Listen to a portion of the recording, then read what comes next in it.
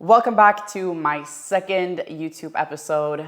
The official comeback of me here was posted yesterday. It's been less than 24 hours and the amount of likes, subscribes, comments, everything, I see it all and it means the absolute world to me that you guys put up with me for 2 years being gone and that you guys are actually still here. It makes it all worth it, and it was incredible to watch the feedback and all the posts and stories that you guys posted of me on IG and everywhere else watching the episode.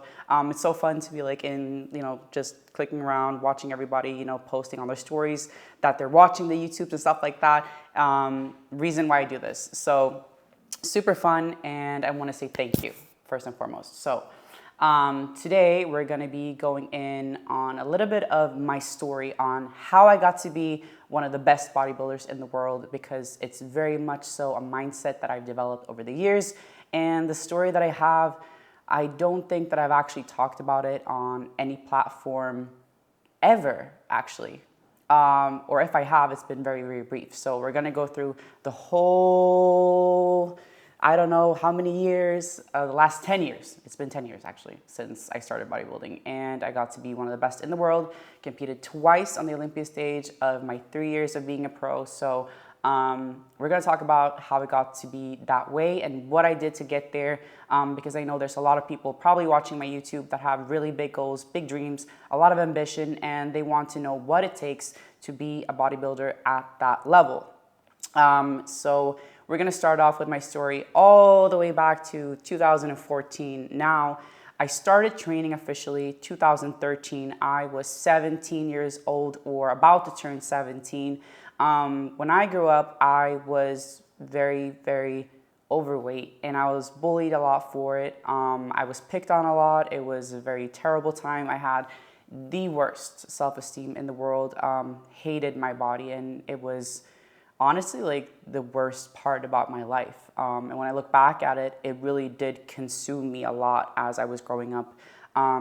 It's really, really hard, especially back in Europe, because the standards that they have there are also very different from standards in the other parts of the world. It's very much so like the model, the super, super skinny. And even when I was a kid, most children in my country are skinnier, I would say, than they are here in the States. I don't know if it's because of the food we have or the lifestyle that we live in. Europe is very different from here in the US. We walk a lot, there's a lot of activity, stuff like that. I think we're just normally more active people on that side of the world than on the other side where I'm currently at. So, all the kids that I was, growing up with, they were all pretty skinny. They were all, doing all these activities and stuff like that. I, on the other hand, was always kind of like bulky and chunky, and so because of that I was picked on a lot, just because I didn't fit into like the standard that everybody else was in. So it was a really hard time for me. Flash forward, when I got into my teen years, I tried, a couple different diets. I actually went and bought like, the lean shakes from like the supplement stores and stuff like that, thinking that if I drank those, then it would automatically make me lose the weight. I tried a couple fad diets, such as like low carb, high fat. And they were like talking about keto, and the more fat that you ate, the better. So I was like making like cheese pizzas in the microwave and stuff, like stupid stuff like that, trying to lose the weight that I had put on in my teenage years. So when I was 17, we actually ended up moving out of the center city, where I grew up, into a suburb in the northern part of Stockholm. Now, when I moved out there, everything switched. My friend group, all of that switched. And I ended up actually meeting some girls that lived out there, and they were all going to like this gym that was local in that part of the suburbs. And they invited me to go to the gym with them, and I said, why not? Because I had spent so many years absolutely hating my body, and I was ready to be over with it. So I ended up going to the gym with them, and it's hysterical because the first time that I actually went into a gym that day with them, I walked through the doors and I was like, had this like eerie feeling of like, this is what I'm supposed to do. And I know it sounds super cliche, but it was literally like that. And I walked through the doors, and then I remember signing up for the gym, and I actually had to convince my uncle, shout out to my uncle, to help me pay for the membership, because my mom didn't think that I was gonna like stay on my shit and that I was gonna be able to go and commit to the gym. Because, and to be honest, it's not crazy that she thought that, because up until that point, I kind of been a person that wasn't super regimented. I would like fall off. I would not commit to things. I, procrastinated a lot, stuff like that. So my uncle actually ended up with his wife paying for my membership at the gym, and my mom said that I had to prove to her that I was actually going to keep up with it. And so I went into the gym, signed up, and I was like, I'm going to do this. And then when you sign up to a gym, at least the one that I was in, and I know a lot of others, they gave you like this free consultation with a personal trainer.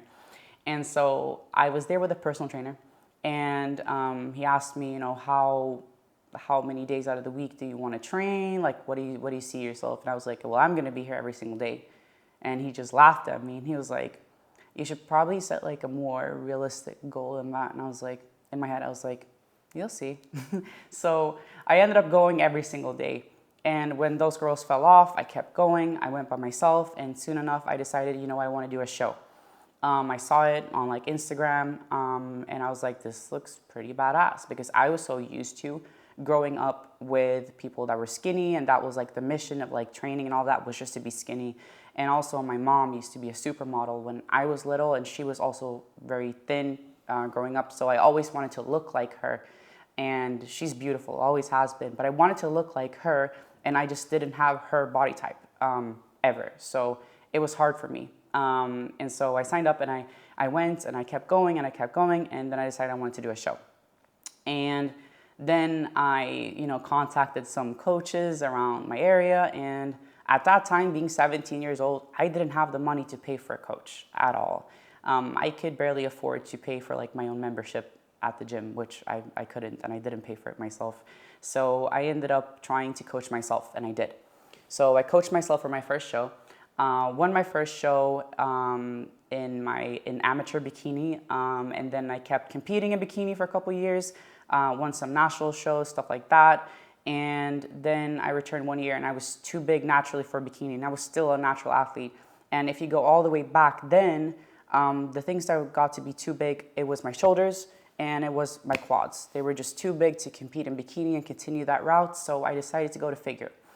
Now, my first show in figure, I competed in the other league, in the elite league, because back in Europe, that's the league that was dominant back then. Now NPC is moving in there and all that, but back then there were no NPC shows, barely in Europe. Right now, I think there's like 3 pro card shows a year in Europe or something like that, maybe 4. But back then there were like almost none. So I competed my first show in figure, and they said that I was too big for that league for figure. And this is like back in 2019. They said I was too big for figure and that I should move up to women's physique in the elite league.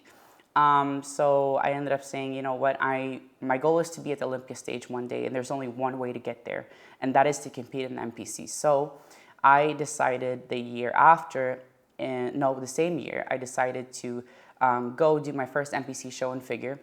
Now, when I competed there, I ended up actually in Spain. I ended up in 2019 winning first place in my class, and then I lost in the overall to this incredible Turkish woman, and I didn't get my pro card. And it was the first show I ever did in the NPC.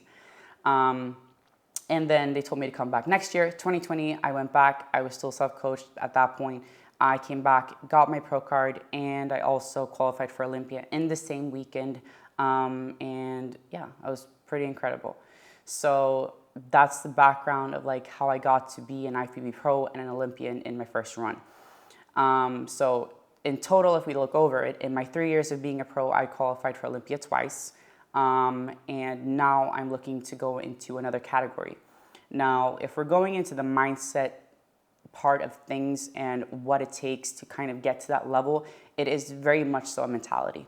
So for me, and I think for anybody else that's gotten that far in bodybuilding, there's always somebody to tell you that you can't do it, that you're not capable enough, that you don't have the genetics, that you don't have the work ethic, whatever they want to blame it on, there's always going to be somebody to tell you that.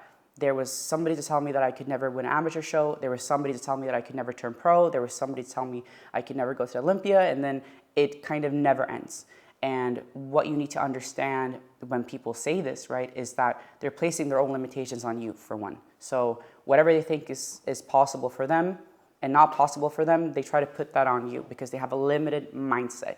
So through all the naysayers that said that I couldn't, be the bodybuilder that I am today, I chose to keep believing in myself, and I chose to wake up and still keep working at it. When people speak about genetic potential, which is funny enough, something that a lot of people like to say. They like to say, like, you're not genetically gifted, you can't be a figure competitor, which I heard that part as well, you're not genetically gifted to do this, to do that. If you spend enough time doing something repeatedly for a certain amount of years and you don't stop, I'm pretty certain that you're going to look pretty good. And genetic capability, there's obviously going to be some people that are more genetically gifted than others, and that's a given. But at the same time, it's like you have no idea what your genetic capabilities are until you've actually put the time in. So right now, for the phase I'm in right now, obviously, clearly, I have people saying that I can't do wellness, that I'm not meant for it, but I should stay in figure and do this and this and that. And back when I competed in bikini, there were people that said that I would never, ever turn pro in figure. And I guess what? I went to Olympia in figure because I put the time in. So given I've spent the last years training for figure, this is where my body, went, because that's the mission I was on, to be the best figure competitor that I could be. And obviously now I understand that it is going to take me at least equally as long time to look like a good wellness competitor as I did for looking for a good figure competitor, now that I'm going that route as well. And so the naysayers that pop up now and all of this stuff, right, is actually just adds fuel to the fire, to be honest. Because at the end of the day, I really don't care, and I live my life for me, and I do whatever I want to do, and I love proving people wrong. And that's just kind of always been the narrative of my story, to be honest. I have people telling me that I would, never be able to go to the university, and I ended up going to the best university in my country. It extends in all areas and aspects of my life, and I also like being a little bit petty. So when I do make it, I like to shove it in people's faces, and there's nothing wrong with that. Okay, we're just gonna call it what it is. So whenever I do make it, I hope that you guys are here with me to go back to this video, and we can pull up the comments on the haters and stuff, and it will be terrific. So end of story. And some of it all is, don't care what people have to say. You can do whatever you want. If you want to be something, don't let people knock you down because you haven't made it there yet, and don't let people talk you out of your goals and dreams just because you're not there yet. Stay on it, do your best, and you're going to get there. Promise. That being said, today we are going to go and we're going to train glutes and hamstrings. And I'm going to show you the ways that I've been able to get the progress that I have so far. I'm only a couple months into it, but there's a lot that I've learned in this process. So we're going to take ourselves and we're going to head to the gym, and I'm going to show you what that's all about. And I'll see you guys there. So we're going to start off today actually with measuring my legs, and we're going to measure my glutes as well. It's going to be kind of a fun process to take you guys with and take my measurements and see how much I'm actually gaining. I'll probably end up doing this, in a couple episodes from week to week. So we're going to see where I'm at right now, and I'm also going to pretend like I know what inches are because I'm European and we do centimeters, but it's okay. So we're going to do my quads first with my hamstrings. I'm just going to stand straight up and down. You can probably expect to be like half an inch or something off because of obviously me not being naked. I'm trying to keep it PG rated here on my YouTube. So we're going to do that first, and then we're going to go around my glutes, and then we're going to check in a couple of weeks and kind of see where I'm at. Today, we're kind of initiating my first push in this off season for more size, so it's going to be interesting. You might probably see me get a little bit fluffier the next couple of weeks, which is fine. It's a part of the process, and we're going to talk about that as well. But let's start with this. So I'm going to go. I'm not very flexible. How do I do that? You want me to like push it in here? Mm-hmm. Like that? Yeah, slide it in there. Slide. You see the groove to put the... Yeah, I see it, but it's not as... Oh, there we go. Push the button. Okay, so here. Okay, so right now, around here, and I'm doing it literally in the middle of my thigh. I'm trying to not catch the adductor because that's going to be a little bit thicker. So I'm trying to be fair here, okay? So right now this leg is 22, is it? 22 and a half? 22. If I flex it, it's a little bit more. Yeah, maybe 22 and a half, yeah. Okay, 22 and a half. Yeah, it is 22 and a half. Okay?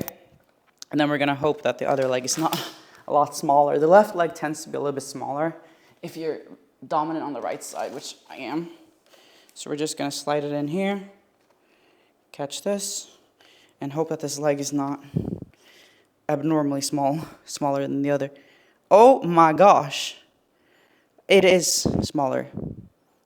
What are we reading? That is terrible. Actually, it's not that bad. It's almost 22 and a half, so it's right about there.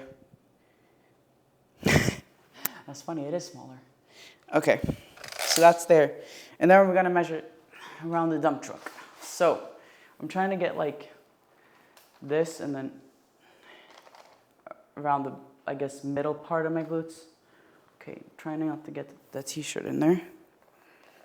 And so we're gonna write these down as well. I'm gonna put them down there so we can remember what they were.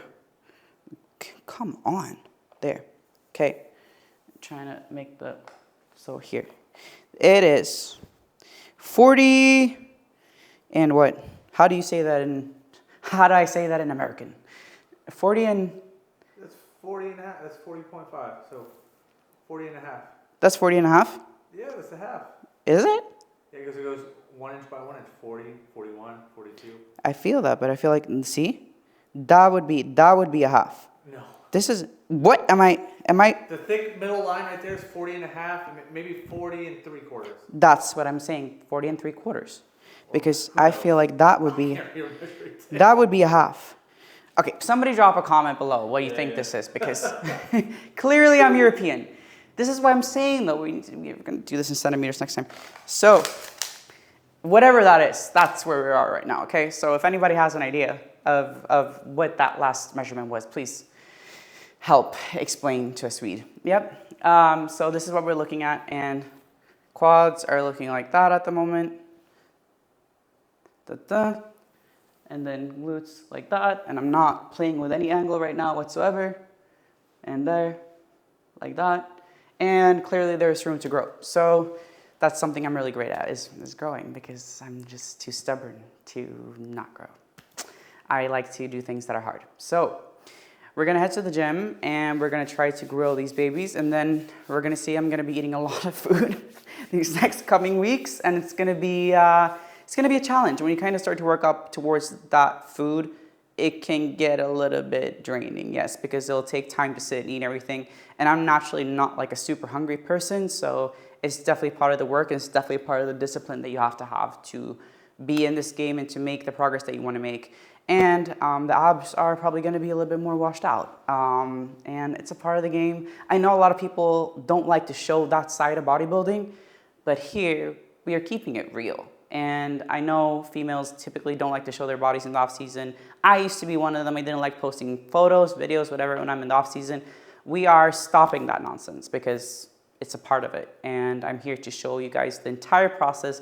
As much as I want to show the preps, I also want to show the sides that feel a bit more uncomfortable, and that's definitely one of them. So let's do this.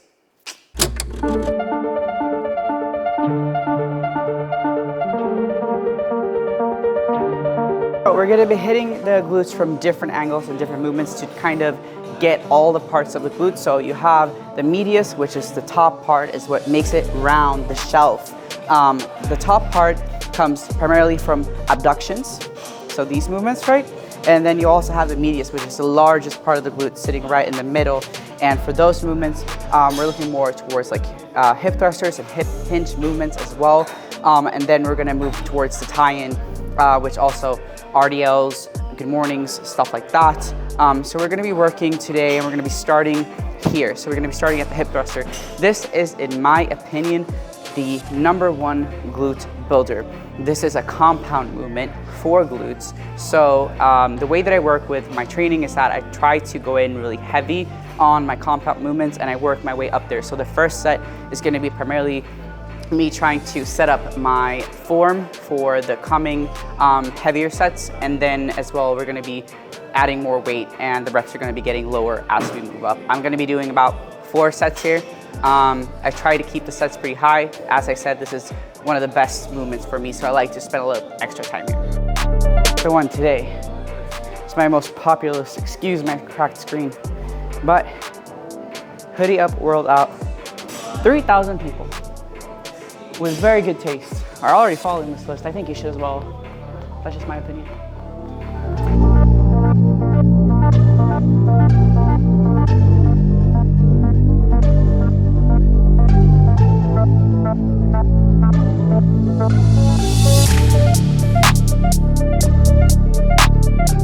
So now we're moving up to a heavier set. Currently I have 4 plates per side, and this is where it gets difficult.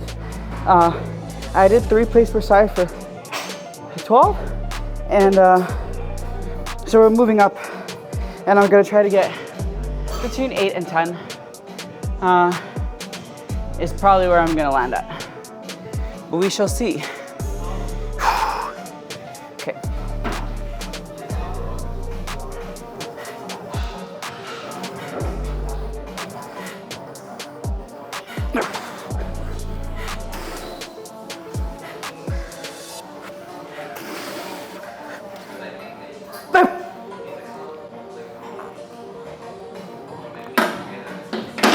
That's like 11 reps if I counted correctly. I think we might move up like half a plate. Let's do it.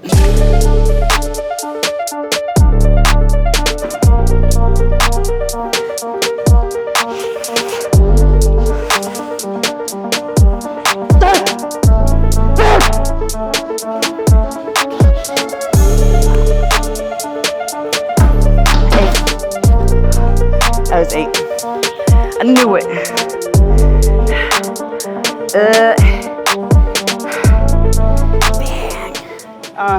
I guess I'll start with, we're gonna do a drop set for the last set, because that's what Sebastian does with me when he trains me.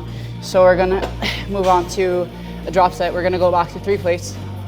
I'll do as many as I can, and then I'll get his help to drop me down to 2 plates, 1 plate, and then hopefully I am still alive by the end of the set. This is the goal. Okay, I go.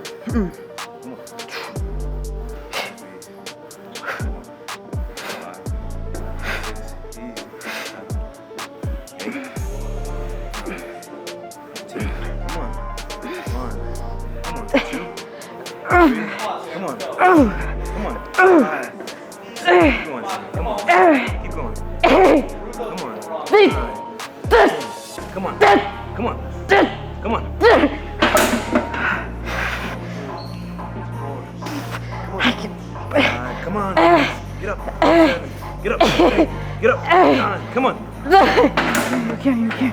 Go.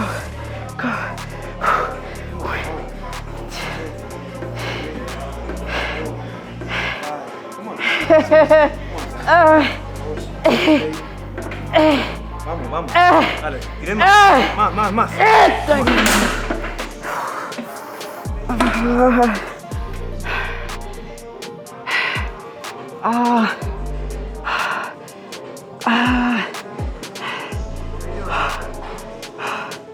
Holy crap.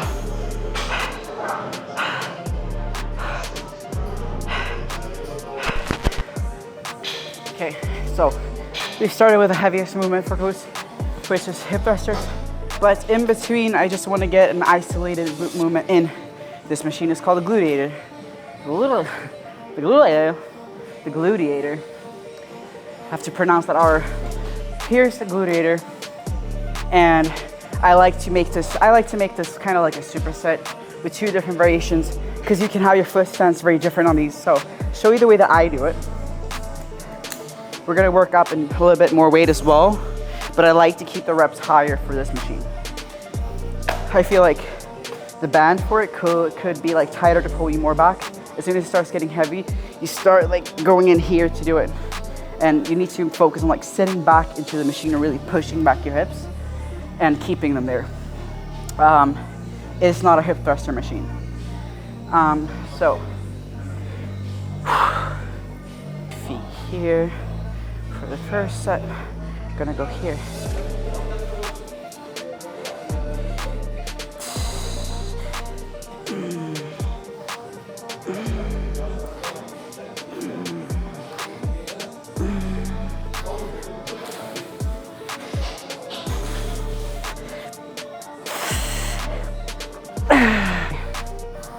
And I actually feel that a lot of my tie-ins, I think because of the way the seat is tilted, right?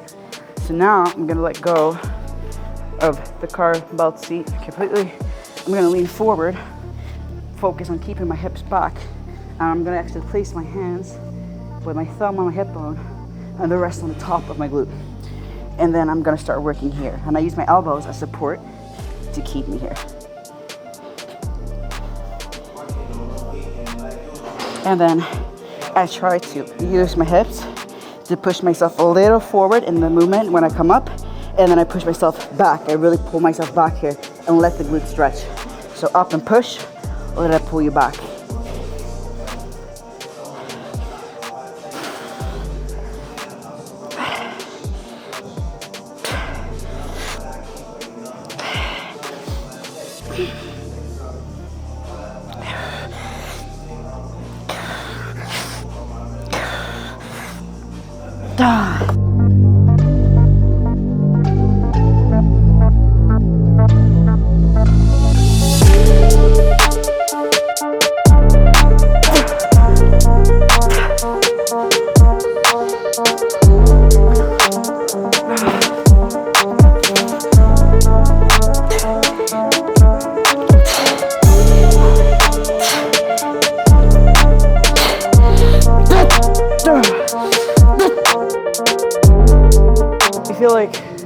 Because of the way I train, I guess people see me as being more like figure or women's physique or whatever category they want to place me in, because of the way that I train or like the clothes that I train in. It's odd. Like, I just like training hard. I don't care what it is, you know? I just like growing muscle. So just because I'm training glutes doesn't mean that I have to be out here in hot pants showing half of my ass. You know, we can do that somewhere else, but like not on YouTube. Like, I don't know. It's not my thing. It's not my MO. I don't like to train in those kind of clothes, so I just feel comfortable training in whatever I like to train in. And if you want to look at my butt, you can wait until I'm on stage.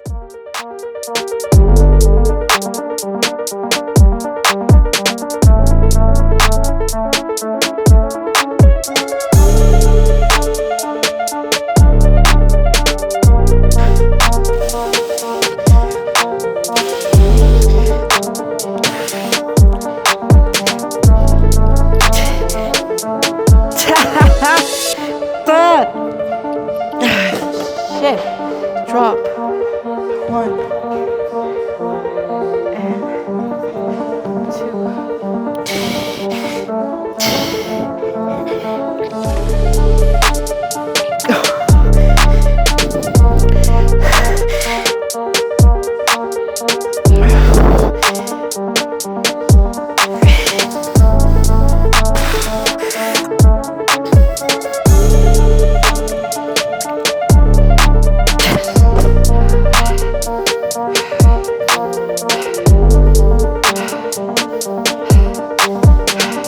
So we're gonna do RDLs right now. So I'm gonna pull out my trusted belt, and then I'm also gonna pull out my straps so that I can have a better grip on the actual bar. My grip kind of sucks. I have pretty small hands, so I rely a lot on these to kind of take that out of the equation. We're gonna start with 1 plate per side. Let's see how that feels.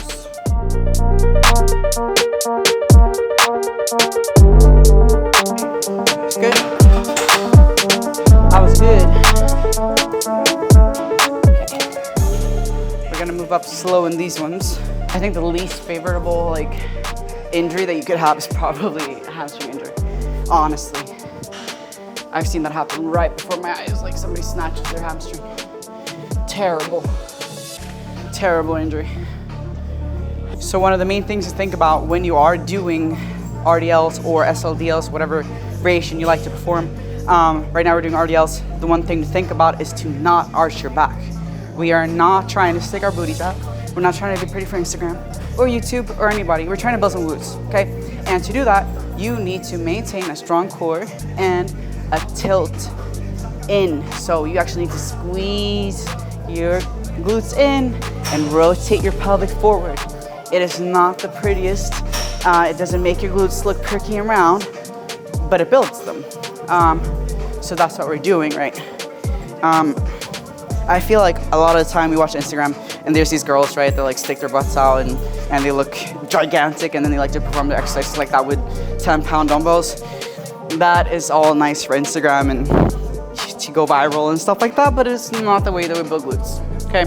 So we are gonna keep it real and we're gonna do some RDLs the way they're supposed to be done.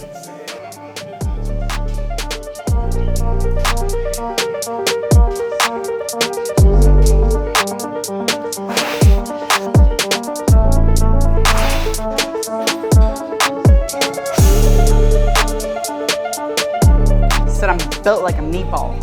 I'm 5'2", and my legs are about this long, and my temper is spicy as fuck. Meatball, spicy Swedish meatball.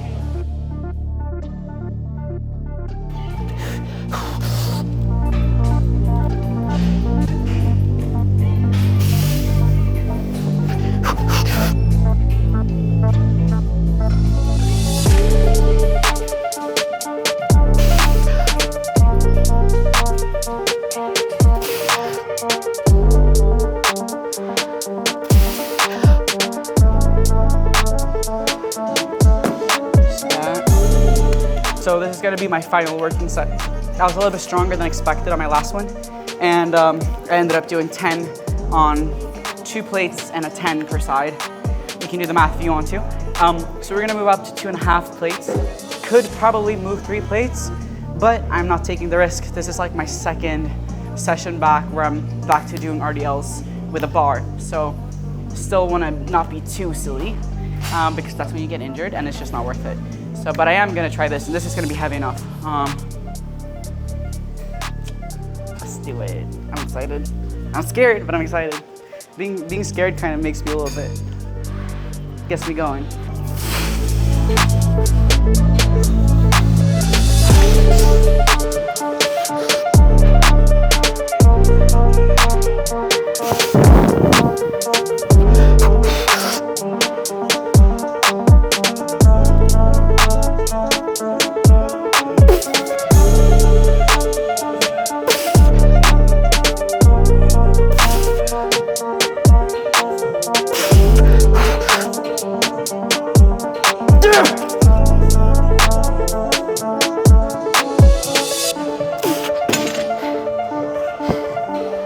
I got 8. So I got 8 with 2.5 plates per side. Means that next time I can either decide, because I could have gotten 10, but I just started feeling my form just going a little bit iffy after the first 8, so I stopped there. And I didn't walk all the way forward either, I just dropped it.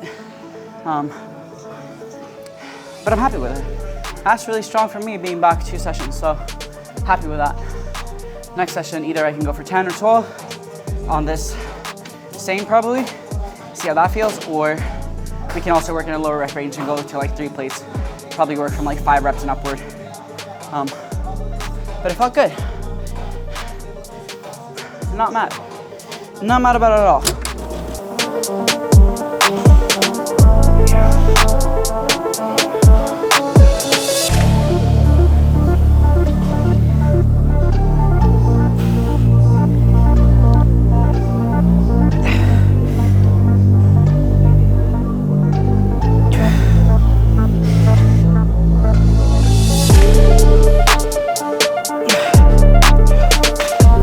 What do you think about our build? So we had to make this build because some machines, you know, you're a little bit too short to kind of get the full range of motion. This so happens to be one of them.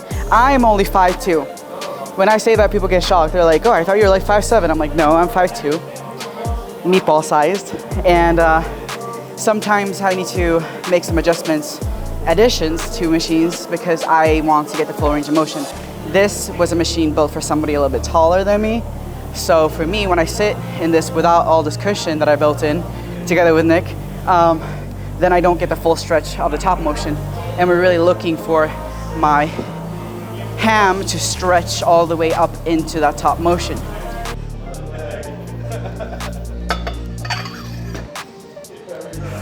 This machine is super heavy.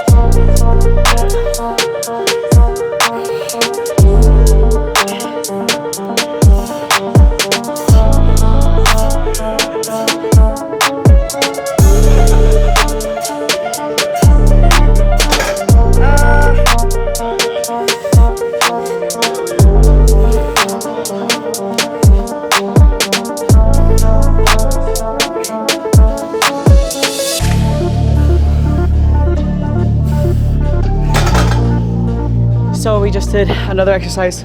We started with the seated hamstring, which is my favorite movement for hamstrings. It's very, very controlled and locked in, and just the way that it bends at the knee solely keeps your hips out of it. That's why I like that movement a lot. Second movement I'm doing now, that I did now, was the laying hamstring curl. Now this one in particular is really, really, really heavy at the stretch of the beginning of the motion. You'll find machines that are either concentric or eccentric based. So depending on how the machine is built and what brand it is, et cetera, it can be heavier at the squeeze of the movement, at the peak contraction of the movement, or it can be more so geared towards being heavier when it's on the eccentric side. So when the muscle is at its fully stretched length. So this one, when my hamstring is all the way stretched out, is super, super heavy. And usually when the peak, when it's at its heaviest is at the lengthened form, like this one, it's also the most heaviest. Because you're in the eccentric phase of a movement, you are a lot stronger, but then in the beginning, when you start squeezing the beginning of the concentric, that's when you're the weakest usually. So this is a very, very, very heavy machine. So I ended up doing 3 sets on here, where the 2 last ones were both double drop sets. And yeah, it hurt. So what I think about in this movement is keeping my hips pinned down, really squeezing in my glutes the entire movement. If your glutes are squeezed in and you're contracting your glutes, you can't stop taking, you can't, extend your lower back to start arching. And then that's when your lower back starts to, come in and take over the movement instead of your hamstrings doing the work that it's supposed to be doing. So we want the hips pushed into the pad. We want the glutes looking like granny glutes. We want them pushed in, cellulite and all. We want that. And then we want to squeeze the hamstrings all the way to the top and make sure that it's slow and controlled and get a hard contraction at the very top. That's what she said. We're going to be moving on to the cable kickbacks now. A lot of people like to say that this is a sissy exercise, etc., etc. I trust the women that has the biggest dump trucks in the world because they do this, and it also gives me a good pump. It gives a lot of muscle to mind connection for me. Now there are a lot of different variations of this, but I make sure to get at least 2 in that I'm going to show you today that I'm also going to be doing. So the first one is going to be the basic variation, which you can do standing. You can also do on a bench like I'm going to do it today. And you can choose which parts of your glutes you want to kind of engage in this. Now, this one's gonna be straight back. I'm also gonna be using my, oh God. Yeah, we can check that out. So I make sure that I strap in here. We're gonna be starting with this side first. Lock it in. There we go. Now I'm gonna be starting off with 25 pounds. Make sure I can line my legs straight back. You can do this when standing as well. And in that case, you just stand up, hold straight back. Once again, very important that you're not arching. Make sure you use your core. You have it for a reason, to keep you stable. Okay, so I'm gonna be coming, gonna move this one a little bit more. I'm gonna be coming here, this one resting. This, exposing the glute right now. This one is gonna be coming from here, and sometimes I like to use this, I even like to go here sometimes, whatever gets you stable. I'm gonna be coming here, bending the knee, straight up like that.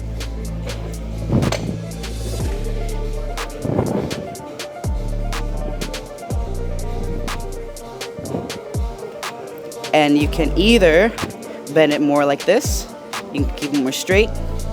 I prefer to keep it more straight because at this portion, there I feel it all in my tie-in.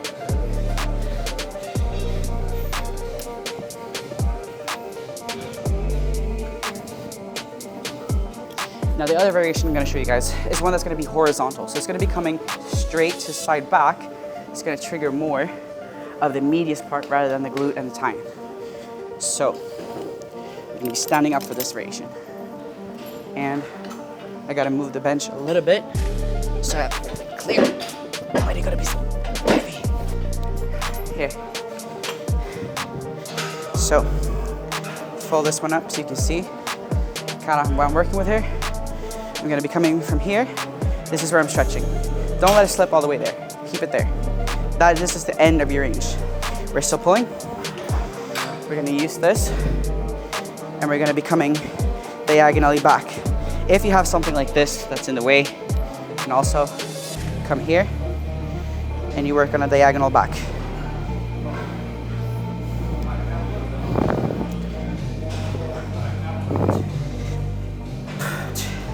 You can also drop set again, go to 10, and we can start moving these straight lateral.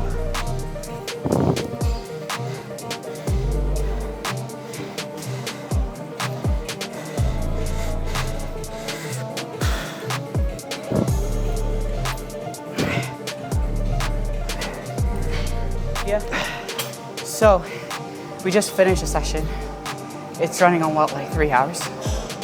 I don't know, but we took a lot of time today. I guess the hate comments yesterday fueled me a little bit extra. I wasn't even counting time. It ended up being a pretty long workout, but I also take my time explaining everything to you guys because I care a lot about actually bringing something to the table with my workouts rather than you guys just watching me work out. I want to contribute. So today, actually what I'm gonna do for you guys is I'm gonna list the entire workout below in the description. You guys can go ahead, see the sets that I did, the exercises that I did, and which order.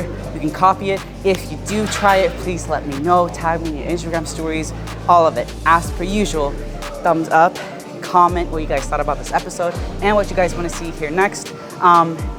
And share it on your social media platforms. I love when you guys tag me in your stories, watching the YouTube episodes, and when you guys let me know what you think about it, because I'm also just me and I'm trying to figure out what you guys actually want to see on here. Obviously you guys want to see me train, but kind of what else? There's going to be some food stuff coming up, which I'm pretty excited about, the fat ass that I am. But for now, this was it for today, and I hope to see you guys here next time. Peace out. It's a 10K calorie challenge somebody asked for.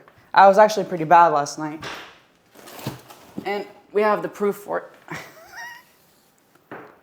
Ta-da!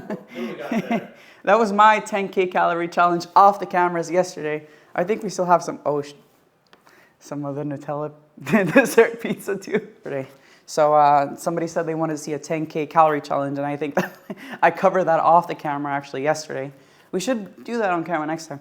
But here's here's the leftovers from yesterday. So I was being a little bad yesterday. That's the Nutella pizza from last night. We had the pepperoni with the hot honey. That's my favorite. we get it where we can, when I'm allowed.